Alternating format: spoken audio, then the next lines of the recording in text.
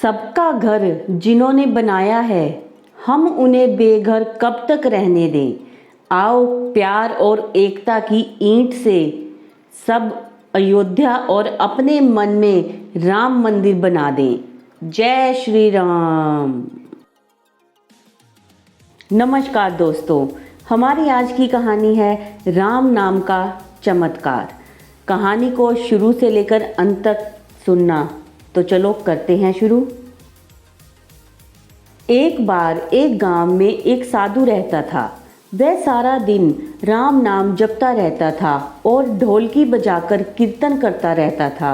उसकी कुटिया के पास एक व्यक्ति का घर था। वह उससे बहुत परेशान था। एक दिन वह व्यक्ति गुस्से में उस साधु की कुटिया में गया और बोला कि क्या तुम दिन रात राम राम रटते रहते हो? क्या तुम्हें कोई काम धंधा नहीं है? हमें तो कमाने जाना पड़ता है और तुम्हारी ढोलकी की आवाज़ से मैं सो नहीं पाता हूँ। यह सुनकर साधु कहने लगा कि तुम भी मेरे साथ राम नाम का जाप करके देखो, तब तुम्हें पता चलेगा कि इसमें कितना आनंद आता है। उस व्यक्ति ने थोड़ा खिंच कर कहा कि अगर मैं तुम्हारे साथ राम नाम जपता हूँ तो क्या तुम्हारा राम मुझे खाने के लिए रोटी देगा? साधु कहने लगा कि मुझे तो राम नाम की लगन लगी है और राम जी की कृपा से हर रोज़ मुझे भोजन मिल ही जाता है। तुम भी राम नाम जाप करके देख लो। मुझे भरोसा है भगवान तुझे भी खाने को ज़रूर देंगे। वह आदमी उस साधु को चुनौती देता है कि मैं तुम्हारे साथ आज राम नाम का भजन करता हूँ। अगर तुम्हारे राम जी ने मुझे आज रोटी खिला दी तो मैं सारी उम्र राम की भक्ति में लगा दूंगा। अगर नहीं खिलाई तो तुम ढोलकी बजाना बंद कर दोगे।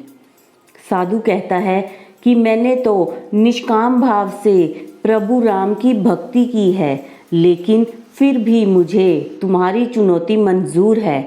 वह व्यक्ति साधु के साथ बैठकर राम राम का जाप करता है और मन में यह निश्चय करता है कि चाहे कुछ भी हो जाए, आज मैं भोजन नहीं करूँगा। देखता हूँ इसका राम मुझे भोजन कैसे कराता है।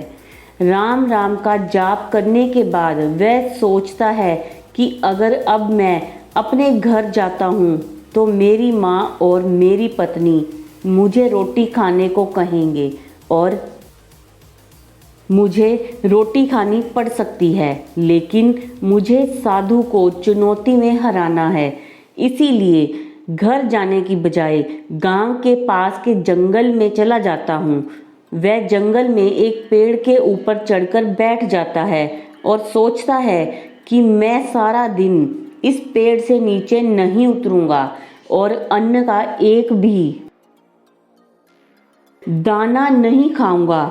इस तरह मैं साधु को हरा दूंगा और उसका ढोलकी बजाना बंद हो जाएगा। कुछ देर बाद उस जंगल से एक बंजारों की टोली गुजरती है। उन्हें बहुत भूख लगी होती है। बंजारों का सरदार कहता है कि आग जलाकर यहीं पर खाना बना लो। अब खाना खाकर ही आगे बढ़ेंगे। खाना बनकर तैयार हो जाता है। बंजारे खाना खाने ही वाले होते हैं कि इतनी देर में बंजारों को सूचना मिलती है कि पीछे से डाकू आ रहे हैं। बंजारों का सरदार कहता है कि हमें यहाँ से चले जाना चाहिए। डाकू हमारा सब कुछ लूट सकते हैं। वे बंजारे खाना वहीं पर छोड़कर चले जाते हैं। वह आदमी पेड़ पर बैठा सब कुछ देख रहा था। कुछ समय बाद डाकू वहां पहुंचते हैं। भोजन को देखकर डाकू कहते हैं कि खुशबू तो बहुत अच्छी आ रही है। यह भोजन किसने बनाया है और बनाने के बाद खाया क्यों नहीं? यह हमें फंसाने के लिए कहीं किसी की चाल तो नहीं? हो सकता है इस भोजन में जहर हो। उसी समय डाकुओं के सरदार की नज़र पेड़ पर बैठे उस व्यक्ति पर पड़ती है।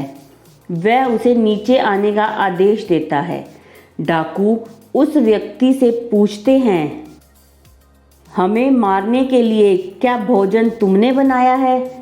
वह बेचारा मिन्नतें करता रहता है कि मैंने यह भोजन नहीं बनाया है और इसमें जहर भी नहीं है।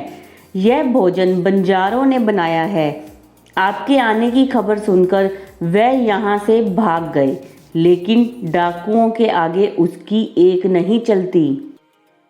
डाकू उसे कहते हैं कि अब तुम्हें यह भोजन खाकर दिखाना पड़ेगा, क्योंकि हमें लगता है कि तुमने ही यह भोजन बनाया है और इसमें जहर मिलाया है।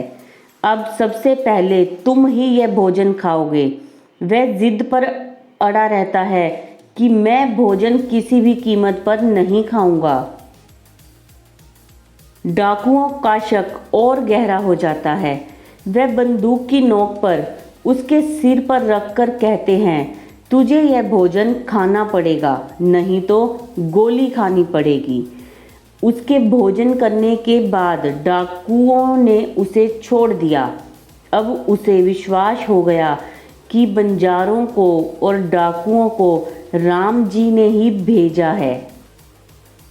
वह व्यक्ति वहाँ से सीधा साधु की कुटिया में जाता है और जाकर साधु के चरणों में प्रणाम करता है।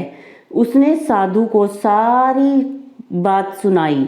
अब उस साधु से भी ज़्यादा उसे राम नाम की लगन लग गई और उसने अपना पूरा जीवन प्रभु राम जी को समर्पित कर दिया। जय श्री राम।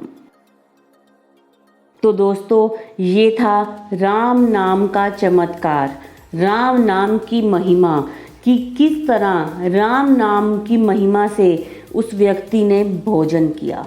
अगर आपको ये कहानी अच्छी लगी तो प्लीज़ हमारे चैनल को लाइक करें, शेयर करें और हमारे चैनल को सब्सक्राइब करें। और कमेंट्स में जिनको श्री राम पर विश्वास है, कमेंट्स में जय श्री राम ज़रूर लिखें। धन्यवाद।